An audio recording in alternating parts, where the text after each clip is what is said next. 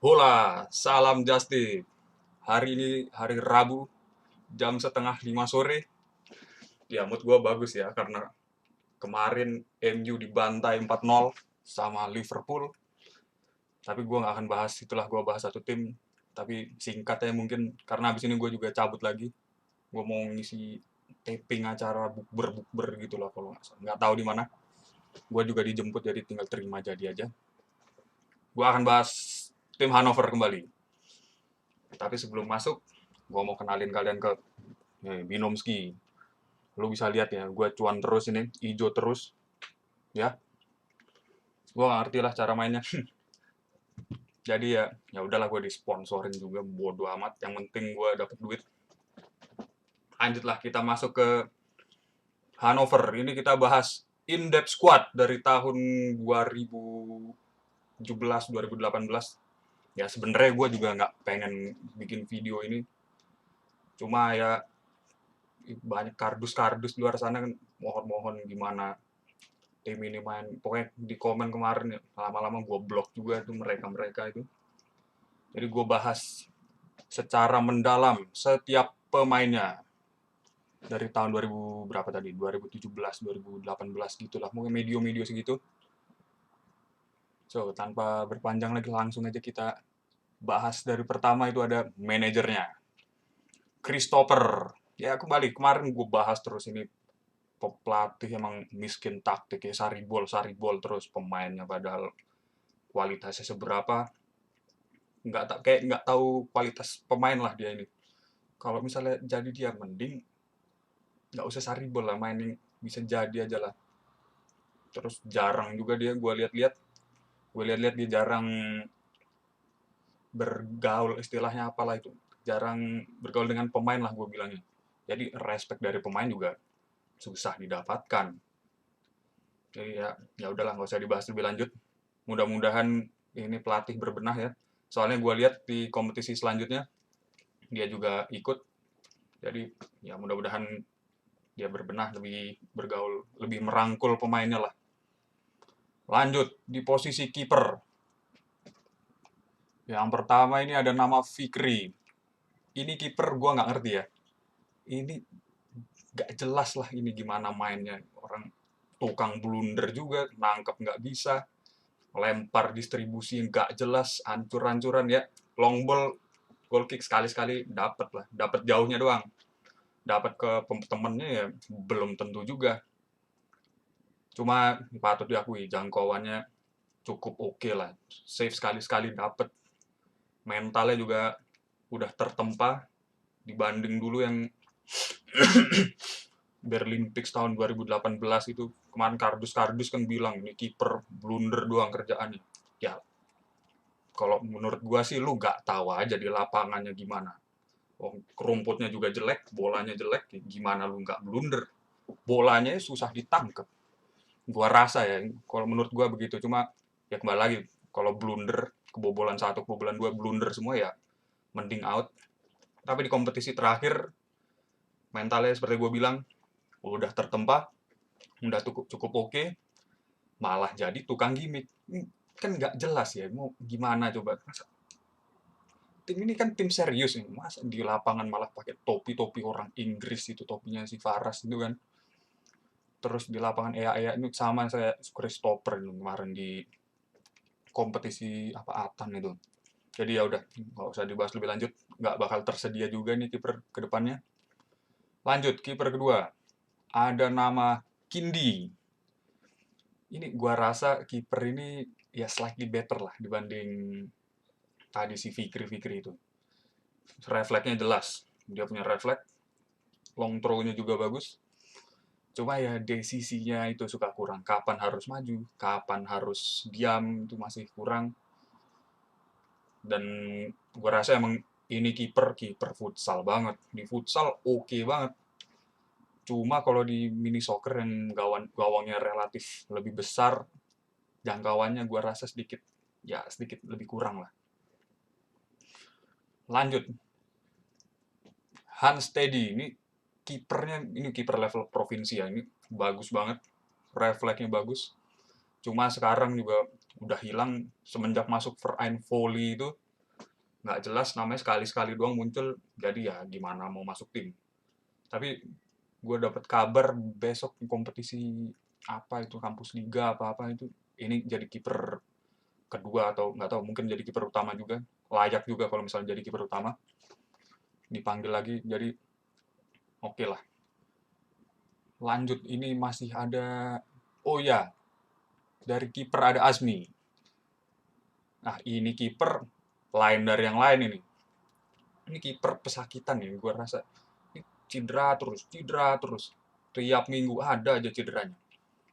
Cuma ya, gitulah kalau misalnya emang udah umur ya, cedera ya nggak bisa diapa-apain lagi.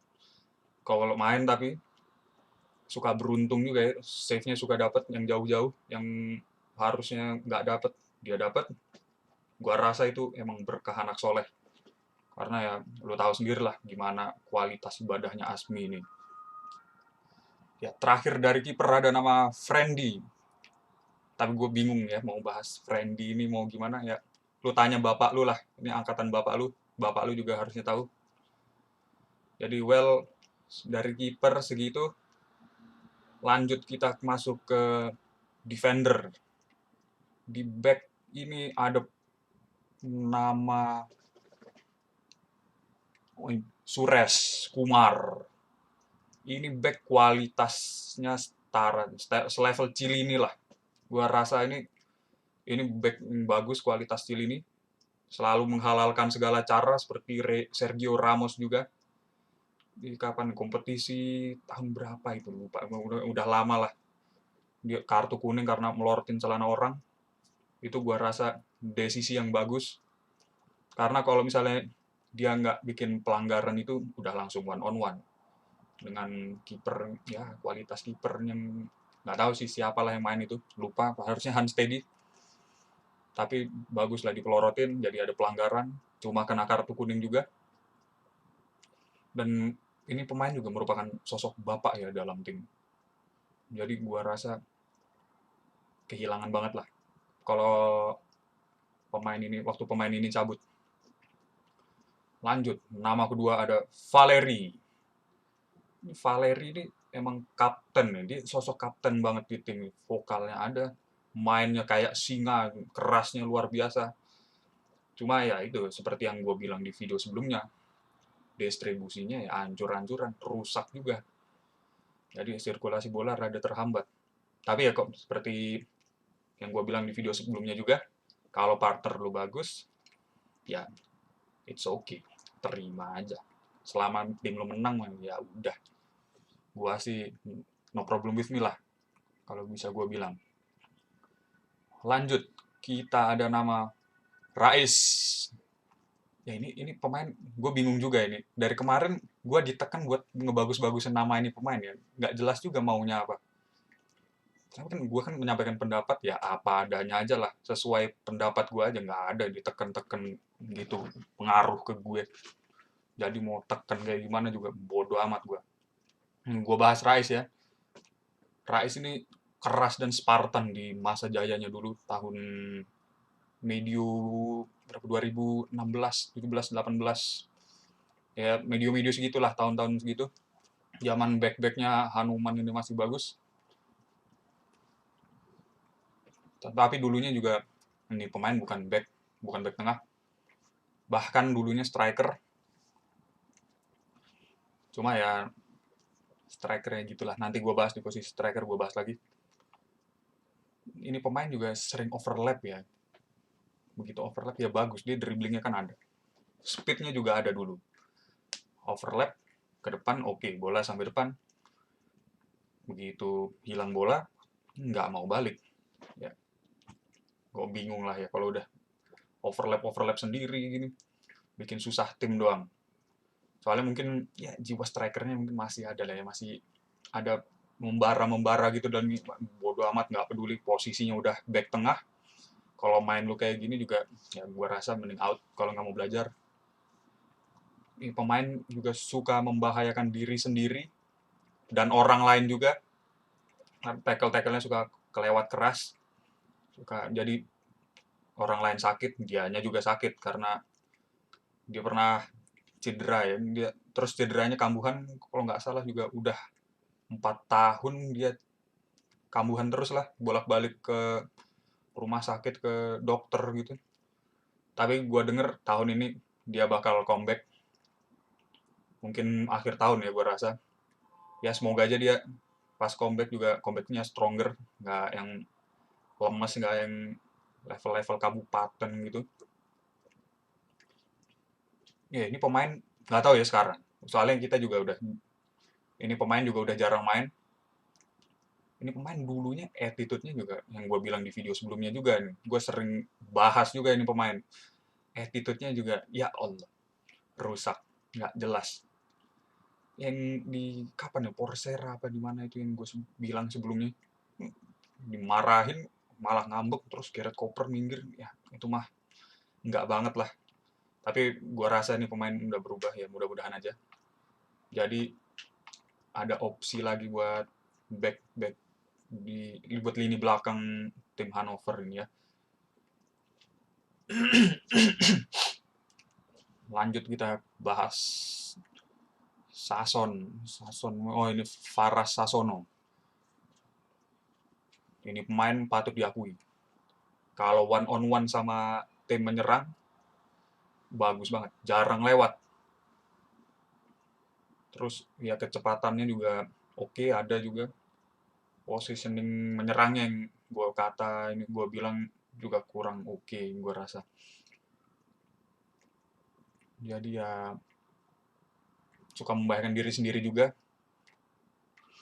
Jadi ya oke lah buat, gue rasa buat tuker-tukeran, buat reserve ya oke. Terus ada nama Akbar Marpaung. Wah ini staminanya stamina kuda ya. Dan badannya juga badan atlet. Jadi sampai dijuluki rekan-rekannya itu Mas Otot kalau nggak salah dulu. Cuma ya selain fisik, gua rasa juga nol besar sisanya ya. Crossingnya kadang-kadang doang masuk ke, kadang-kadang juga sampai ke striker. Terus finishingnya juga ya hancur. Cuma ya gitulah, kalau misalnya mau gimana lagi lah, gue bilang gue juga bingung mau ngomong apa. Soalnya ya tim Hannover ini mau ngarep apa juga.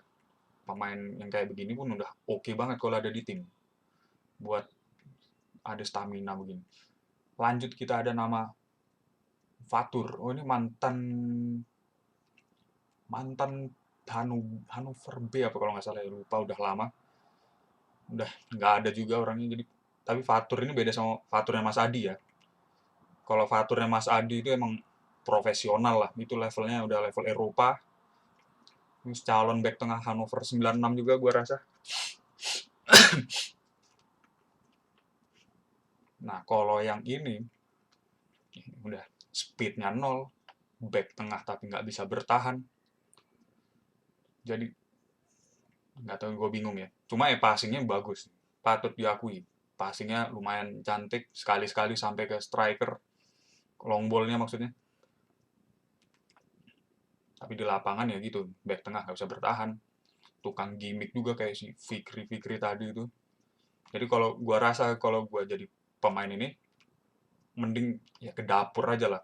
Somainya enak, jago masak, jadi ya udah mending di dapur. One on one juga gak jelas, malah diem. One on one digocek malah diem, bukannya dikejar. Jadi gitulah, mending di dapur aja, bikin somai aja. Lanjut kita ke nama Nicholas ya. Nicholas ini back bagus sebenarnya, tapi bandel, nggak mau jaga badan, nggak jaga fisik. Badannya lu lihat sendiri lah kayak gimana sekarang. Padahal kualitas permainannya juga gua rasa ya slightly better lah dibanding back tengahnya yang ada sekarang, dari soal visi bertahan. Tapi ya kelemahannya ya itulah, orangnya emosional kalau di lapangan, marah-marah mulu, udah kayak Regennya Hannover. Tapi ya kalau ada pemain ini, maksudnya kalau misalnya fisiknya ada dijaga, dengan visi bertahan yang kayak sekarang, gua rasa bisa yang jadi back inti tim Hannover. Lanjut kita ke nama Alvin Gunardi.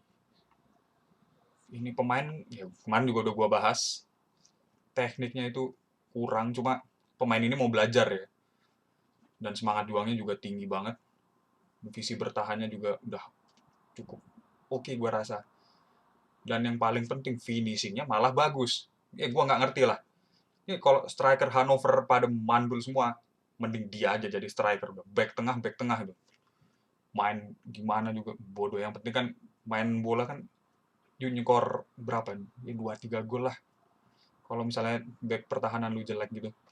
Kayak lu kebobolan 3-4 lu skor 5-6 seperti yang gue bilang terus. You still win the game.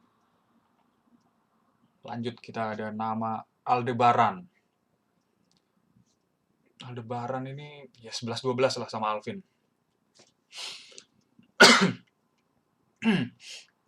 Teknik passingnya kurang, terus ya tapi semangat juangnya juga bagus, juga tinggi.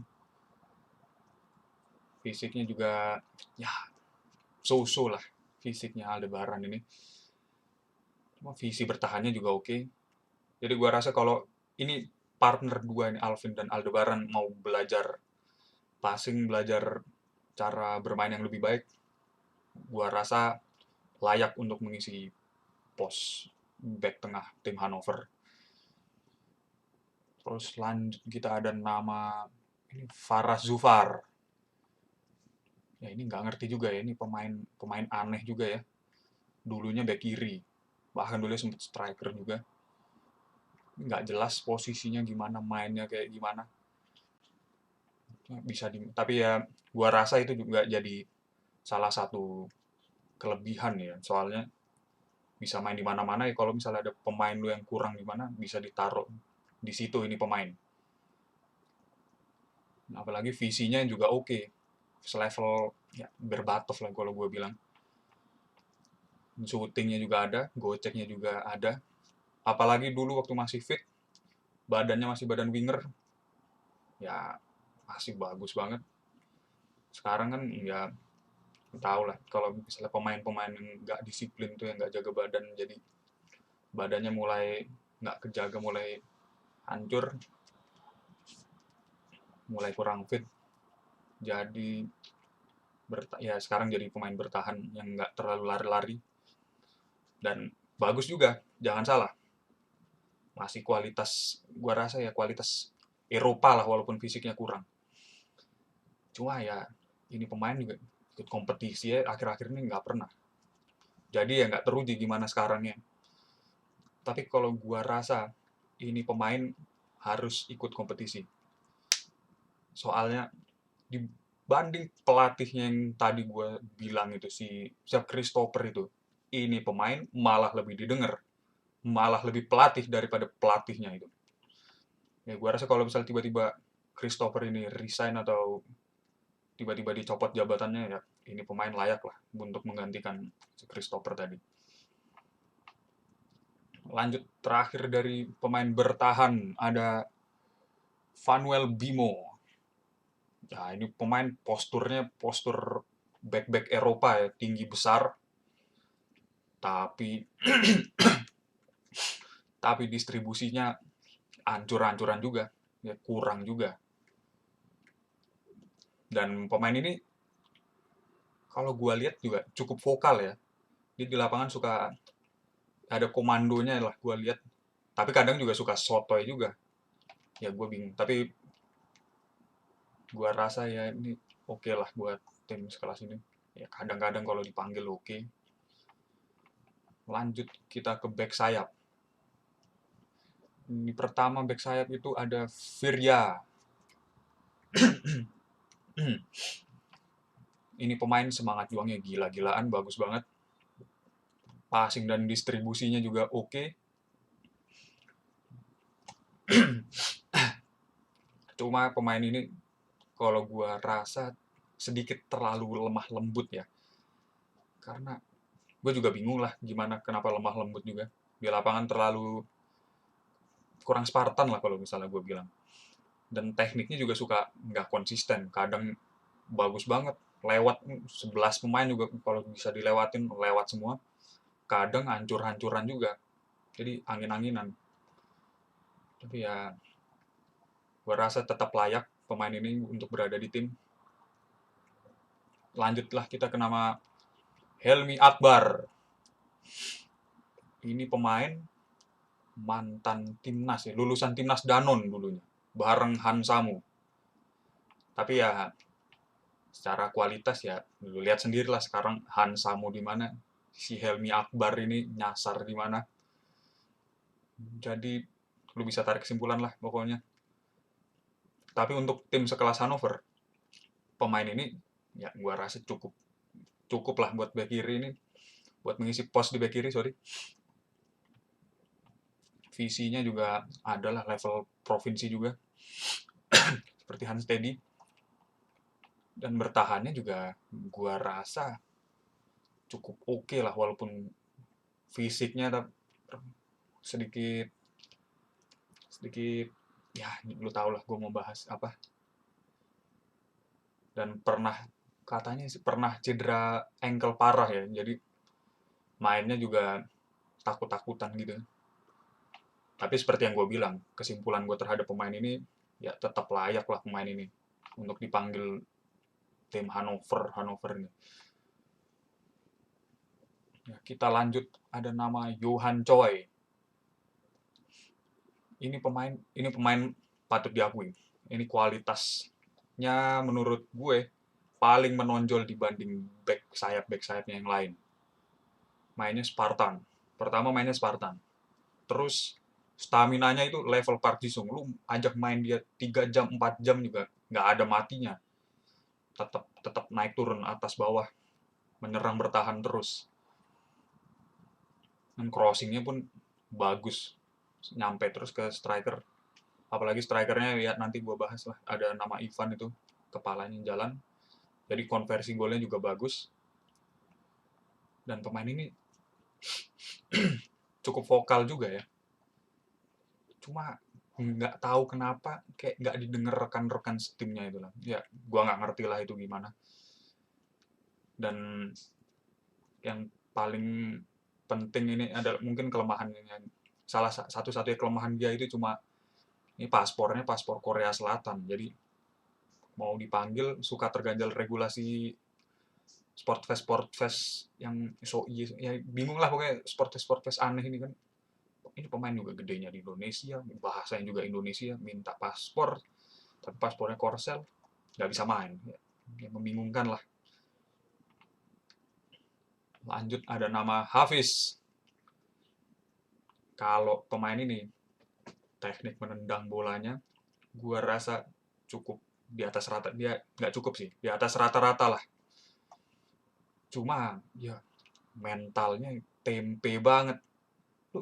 Seperti yang ini juga pemain gue bahas berkali-kali juga ya, digaprak dikit masa langsung minggir minta tuker gitu. Kalau misalnya di lapangan juga nggak mau megang bola. Ya, gue rasa nih pemain harus ditempa dulu, harus ketemu tim-tim yang mungkin setara atau lebih lemah atau setara lah maksimal dengan kualitas tim Hannover. Jadi pemain ini bisa latihan mental. Begitu tertempa, gue rasa ini pemain bisa mengisi pos back kanan tim Hannover lah.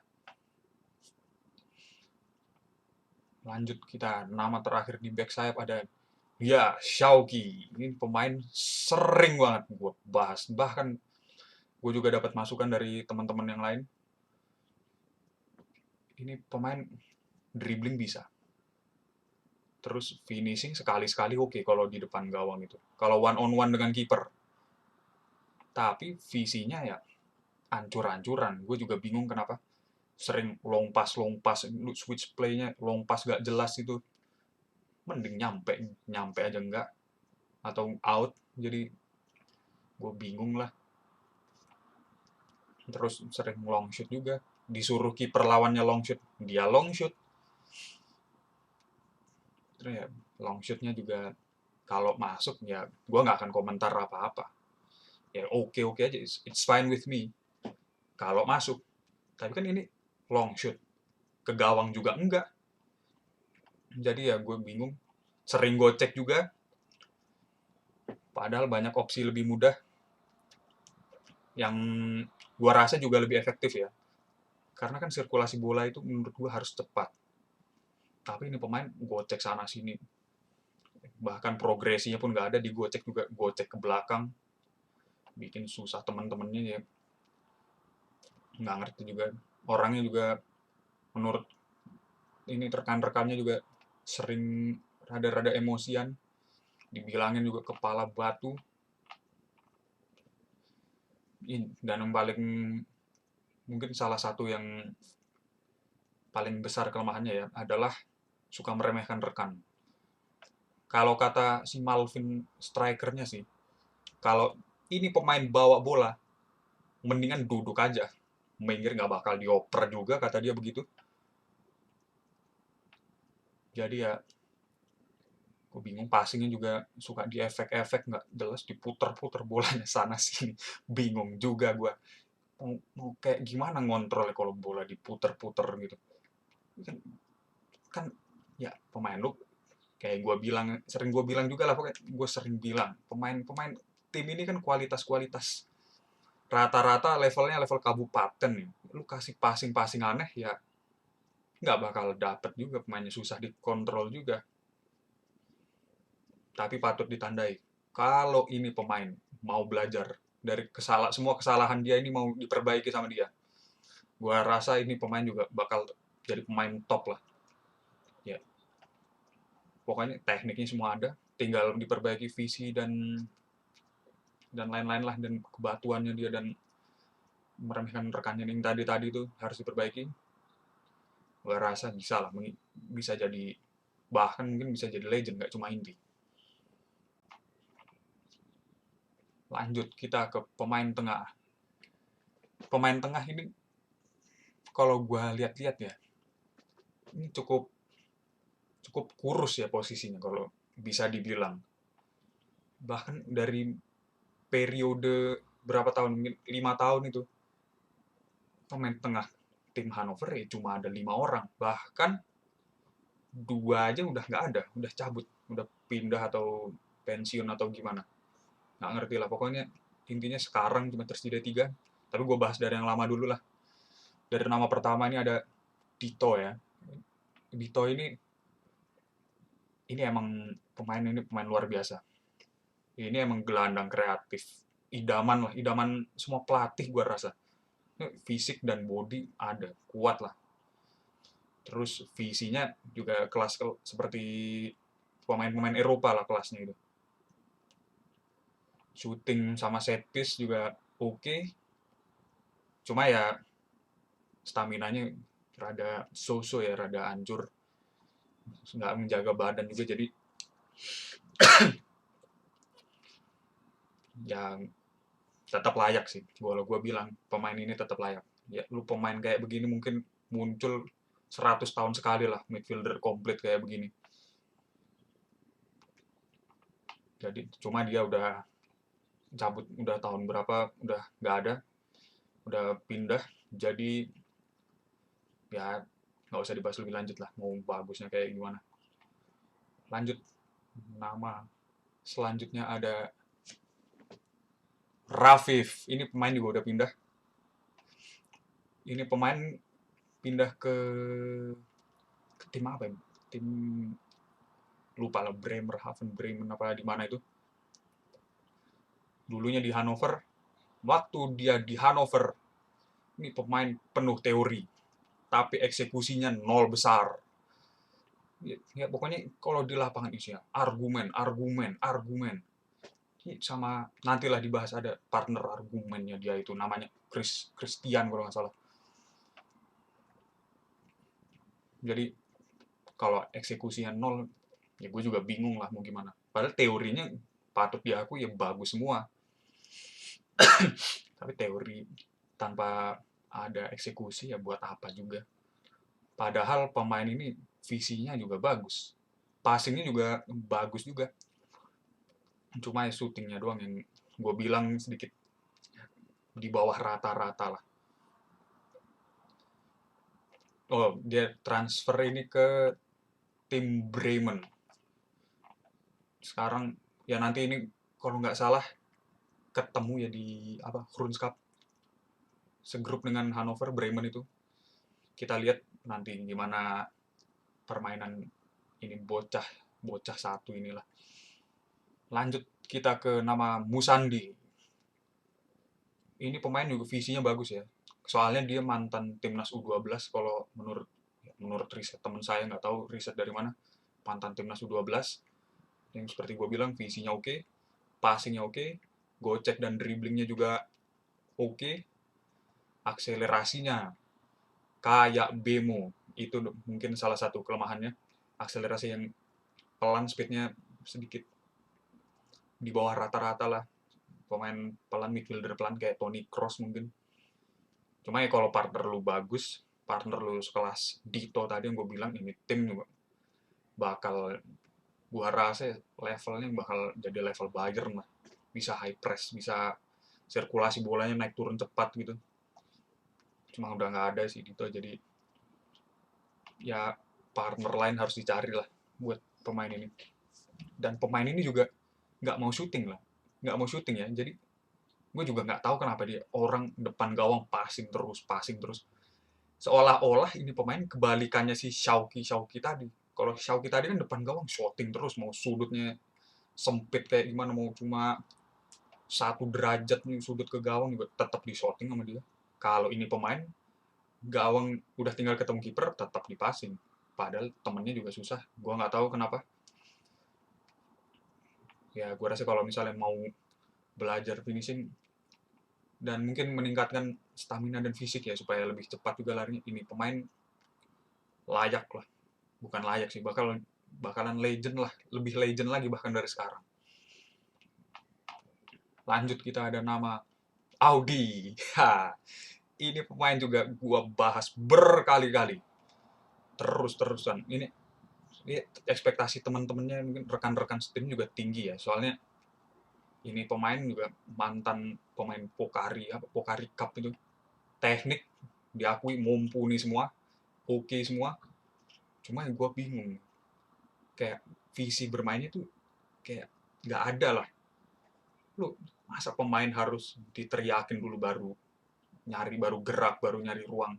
Jadi inisiatif nyari ruang, nyari bola, nyari macem-macemnya itulah kayak sedikit kurang ya menurut gua.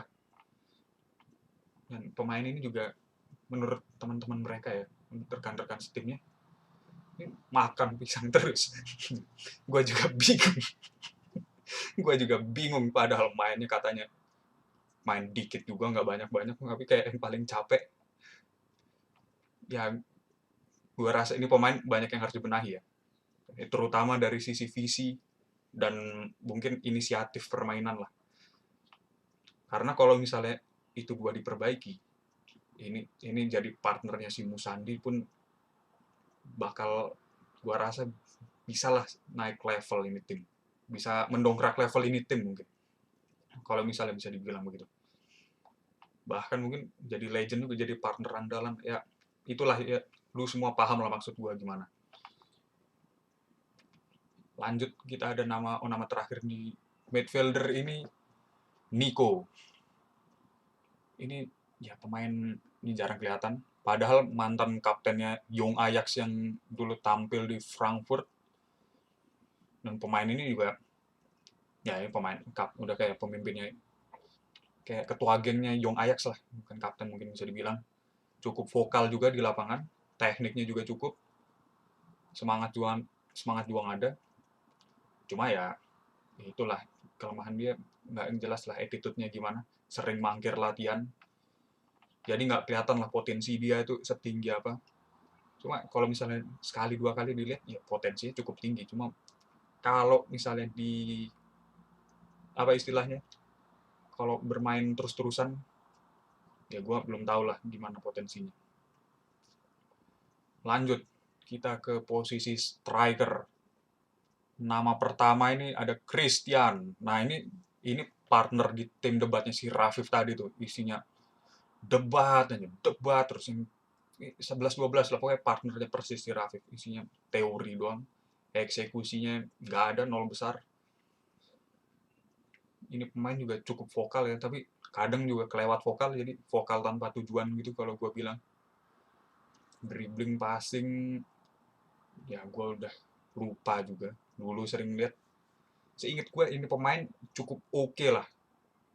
Bahkan kayak seingat sepenglihatan gue kemarin ya gue mungkin salah lihat di tim Aachen yang menang di apa di Eindhoven apa di mana itu.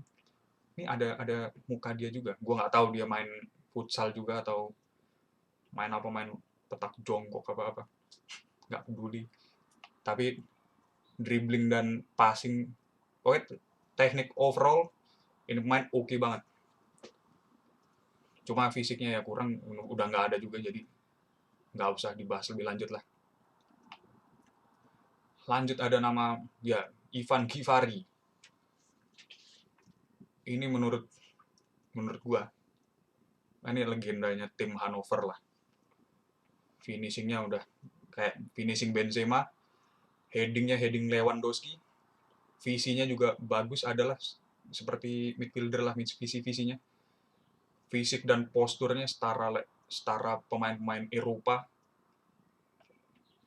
Jadi gua rasa ini striker kalau misalnya ada di tim dengan kualitas, mungkin kualitas back sayap kayak Johan atau si Helmi tadi, terus kualitas midfielder setara Mus Sandi sama Audi kalau mau belajar, dan ditopang dengan striker ini di depan, ini gua rasa Hannover ini bisa sampai ya semifinal, bisa dapet lah.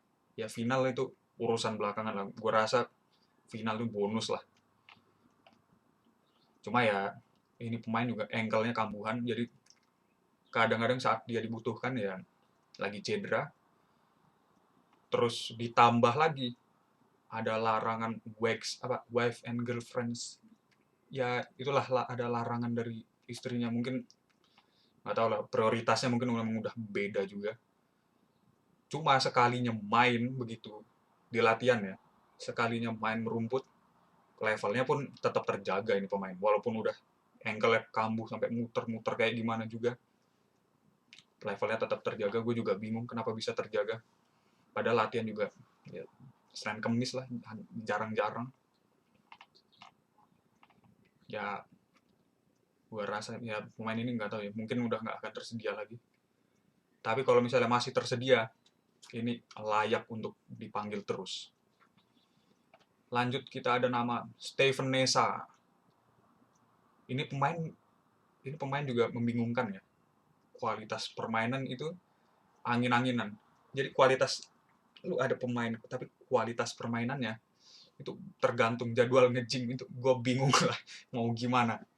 Jadi permainan dia bagus kalau dia badannya lagi seter, tapi kalau misalnya badannya lagi krempeng, dia ancur-ancuran mainnya, nggak jelas syutingnya, nggak jelas jadi datar. Kalau misalnya lagi seter, syuting dia pun bahkan dari titik kick off pun bisa on target. Kalau kipernya hancur, gua rasa ya bisa masuk lah kalau yang kipernya bukan kiper.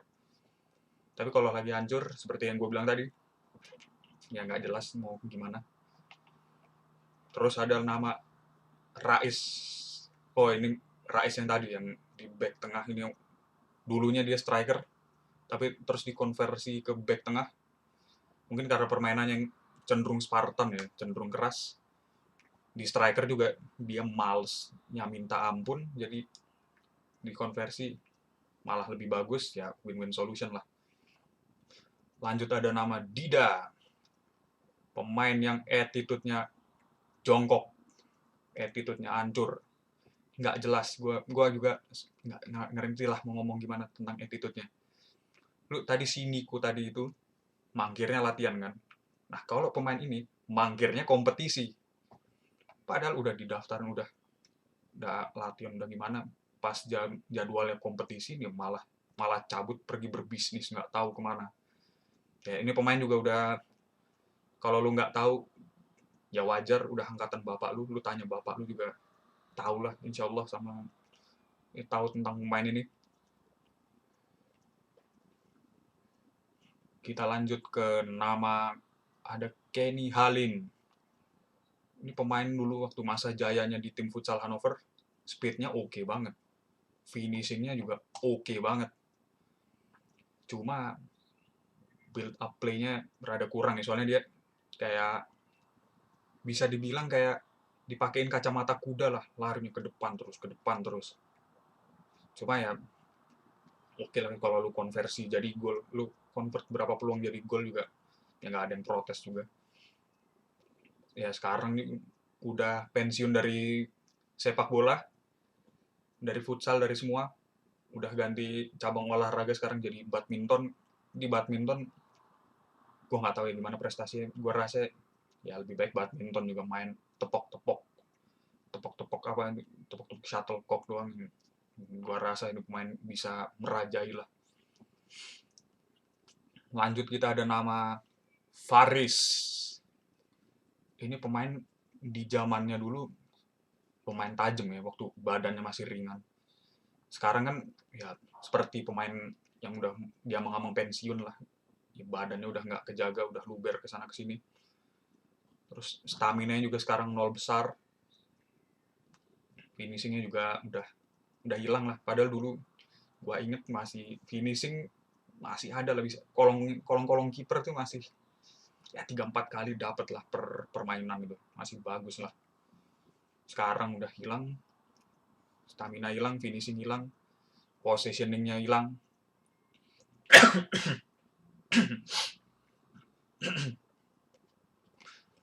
Udah ganti cabur juga jadi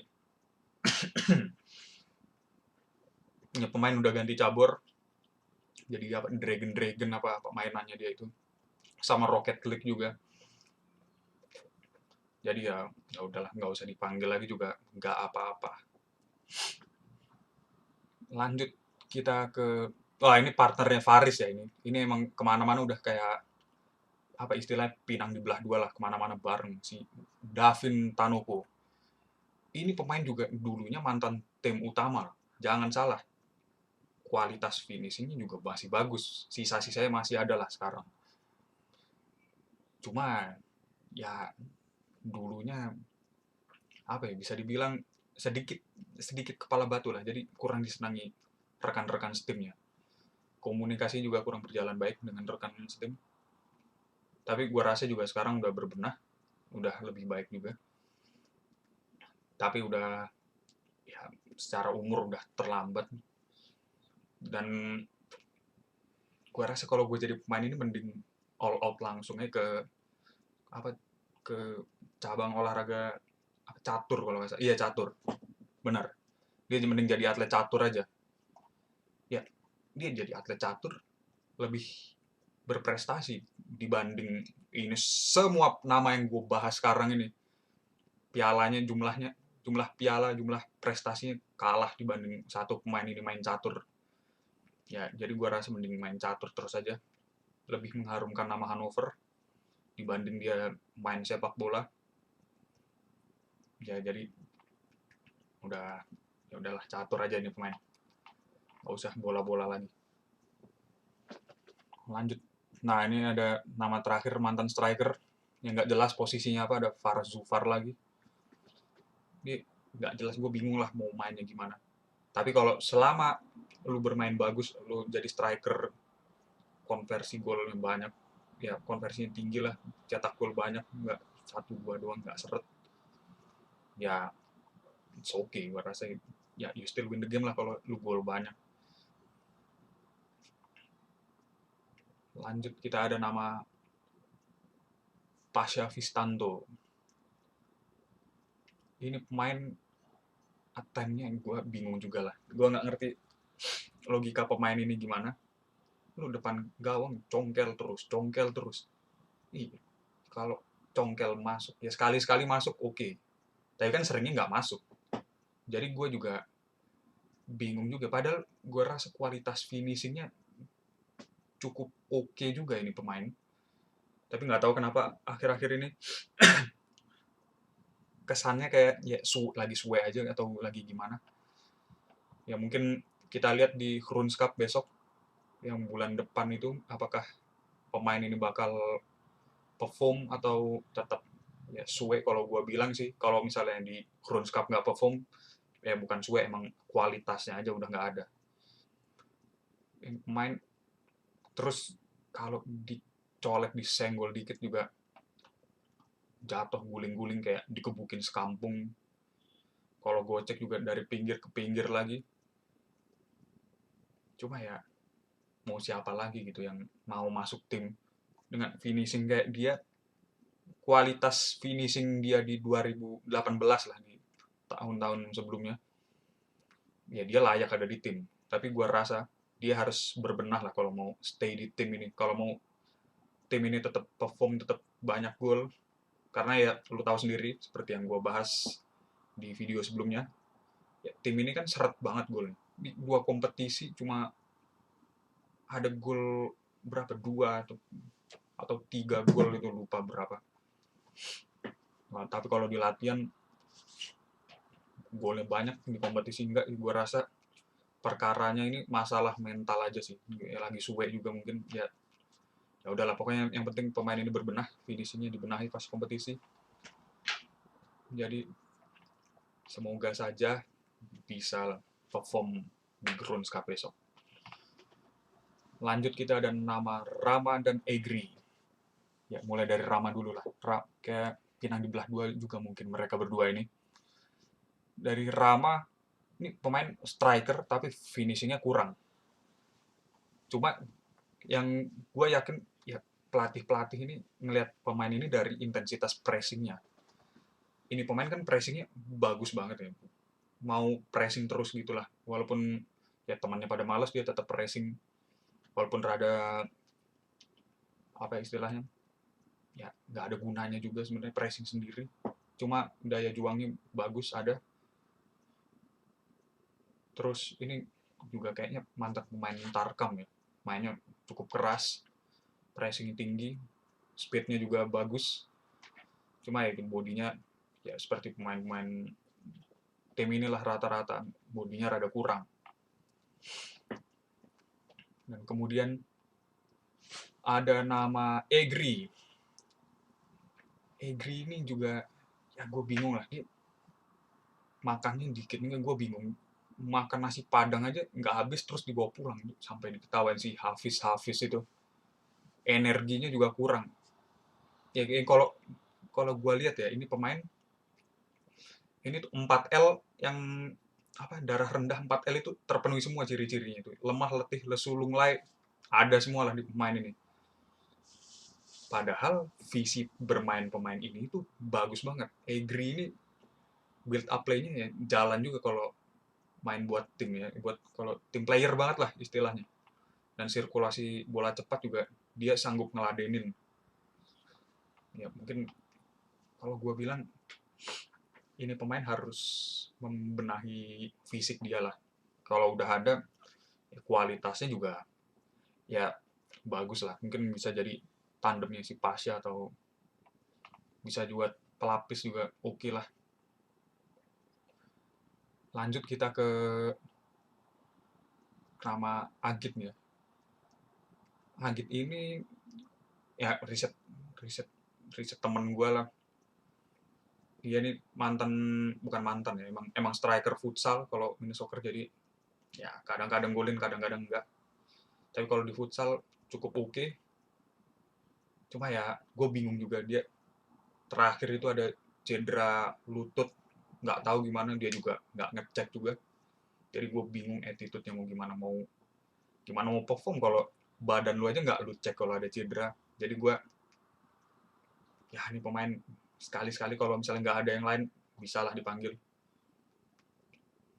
Tapi kayak gue bingung juga sih sebenarnya, ini pemain juga semenjak pulang ke Indonesia tempo hari juga udah nggak pernah perform lagi. Gue nggak tahu lah, ada di Indonesia diulek apa gimana, tapi nggak perform. Jadi dia harus membuktikan dulu apakah dia bisa perform atau enggak. Kalau dia bisa perform, gue rasa ya layak lah untuk dipanggil kalau yang lain nggak ada. Lanjut kita ke nama Malvin Tandun. Ini pemain, ya ini lu tahu sendiri lah, Malvin Tandun ini potensinya cukup gede, cukup ada lah kalau gue bilang. Karena positioningnya itu gue rasa ya selevel di bawah Inzaghi lah. Cukup oke juga. Dan golnya gue rasa juga bisa cukup banyak kalau dioper si Shauki tadi tuh.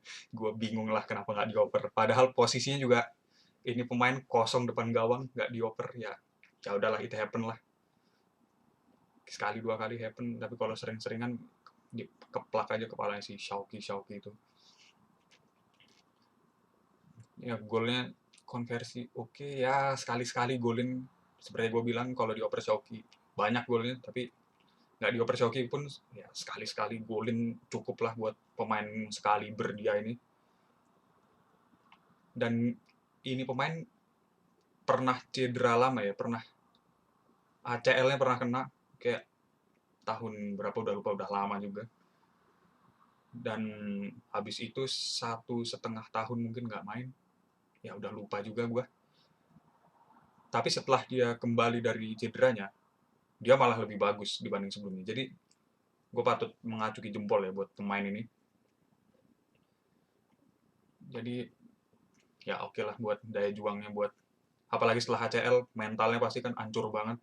Terus kembali ke level yang gue rasa dia bahkan nggak ngelihat dia ada di level itu sebelumnya. Jadi gue rasa patut diacungi jempol lah. Lanjut kita ke nama striker terakhir.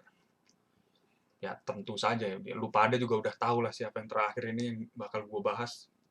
Ya si Daniel Permana itu. Ini kan bagus ya, mantan pemain Bali Junior apa tim apa yang gue nggak peduli juga. Tapi ya seperti yang gue bilang di video sebelumnya, attitude-nya ya urakan, nggak jelas. Gue bingung juga lah. Ya tinggalnya di Hannover, ngurus buat olahraga Hannover, bahkan yang gue bilang juga kalau nggak salah koordinator olahraganya, tapi mainannya buat cabutan tim lain aja. Main Hannover juga sejauh ini nggak pernah main buat tim Hannover. Jadi gue rasa ya ini pemain juga ya out aja lah kalau misalnya emang attitude-nya kayak begini nggak berubah. Di Hannover gue yakin juga bakal perform kalau misalnya membenahi beberapa masalahnya. Jadi ya udah nggak usah dibahas lebih lanjut lah pemain ini. Gue juga males bahasnya. Lanjut, ada beberapa pemain juga, pemain dari luar Hannover yang pernah istilahnya dipinjam lah buat main di kompetisi-kompetisi apa ya, sport itulah. Yang pertama itu ada Yuda. Ini anak dari kota tetangga ya, dipinjam dari tim Braunschweig. Fisik dan stamina-nya oke banget. Badannya juga bagus. Bahkan juga dijuluki Mas Otot kayak si Akbar tadi itu. Tapi ya pemain ini juga suka emosi. Cuma lu pada nggak tahu lah kalau dia emosi. Ya gimana orang dia emosi tapi tetap halus begitu, tetap cengar-cengir sana sini. Jadi ya gue rasa sedikit berbahaya ya buat pemain di lapangan. Kalau apalagi emosi nggak kelihatan, kita nggak tahu emosi dia udah seberapa tinggi. Tiba-tiba nanti ada dapat kartu kuning, dapat kartu lagi jadi merah, out. Jadi gue rasa yang seperti gue bilang sedikit berbahaya. Lanjut, ada dua nama terakhir. Belum terakhir. Ada nama Tarek sama Zico. Ya ini pemain cuma main di satu kompetisi doang. Ya lu pasti nggak pernah denger nama ini dua pemain karena emang kontribusinya juga nggak ada, nol besar juga, nggak pernah ada assist, nggak pernah ada gol, nggak pernah ada ya you name it lah, apa itu semua kontribusi buat tim yang bisa dilakukan pemain ini, pemain dua ya, nol besar. Jadi nggak usah dibahas lebih lanjut. Gua rasa mungkin kekurangan jam terbang aja ya, tapi nggak usah dibahas, pemainnya juga udah hilang entah kemana. Dan nama terakhir ini ada ya yang anak baru ya, yang baru masuk di kompetisi Atan kemarin, si Sergio. Ini pemain kan yang seperti gua bahas kemarin aja lah, kualitasnya oke.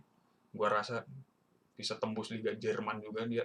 pemain di regional liga apa ya, nggak tahu lah di mana itu. Pokoknya ini pemain top, potensinya tinggi. Nah, kalau gue jadi dia, ya mending buat Dessau aja kalau tim ini nggak berbenah.